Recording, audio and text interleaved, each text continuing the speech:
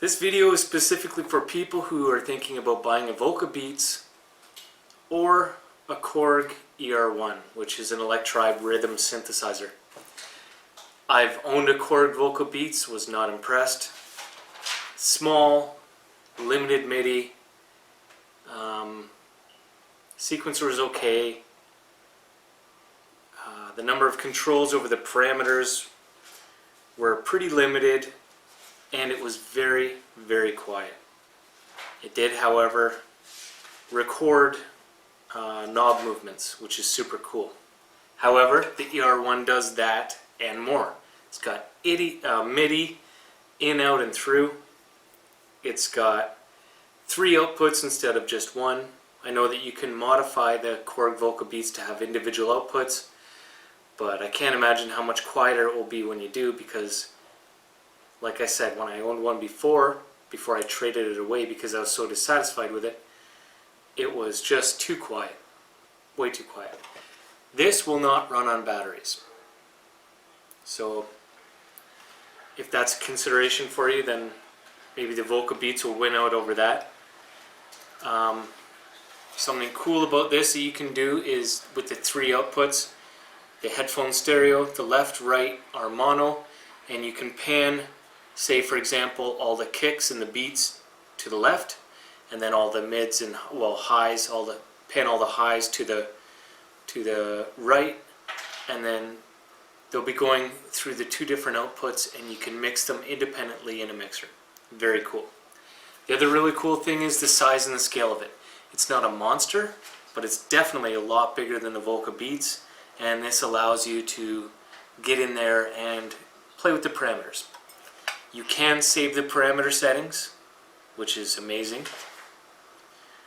It has 4 synth parts on it that are all tunable. They're not tunable, but you can adjust all the parameters, all kinds of parameters in each of the synths, of the 4 synths.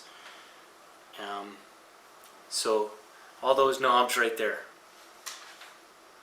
all these are for manipulating and synthesizing either, and you can get some funky sounds out of this. Beats. I like something very much like a 909 kick, something very much like an 808 kick, a lot like a 808 snare. A lot of people say one of the drawbacks on this is the snare. You can use 1, 2, 3, or even up to 4 different synth parts to build a snare. I don't know why you'd use all 4, but you can. It's basically a very similar snare in some ways to the Volca Beats. So it's not like the Volca Beats has a 909 snare and this one doesn't. Again, this has everything that the Volca Beats has and way more. The price, well, these are actually usually less expensive because they're older and they maybe have a little less novelty at this point. But I bought this one for 150 bucks, and I bought the Volca Beats for $220 plus tax. I'm in Canada, so that's a consideration when you're thinking about how much I'm talking about here. Basically, this beats the Volca Beats hands down. This makes it look silly. It makes it look toy-like, actually, even though this one's kind of toy-like in itself. If you're wondering what the difference between the ER-1 Mark 1 and Mark 2 is, it's basically the case is the difference, that's all. So, of course, the obvious answer when someone asks, should I get the Volca Beats or the ER-1? The obvious answer is both. If you have to pick one, pick this one. I'm telling you, I had the Volca Beats. This can do everything it can do and way more. So I hope that helps you make your decision. Thanks for watching, and I will see you on the next Versus video.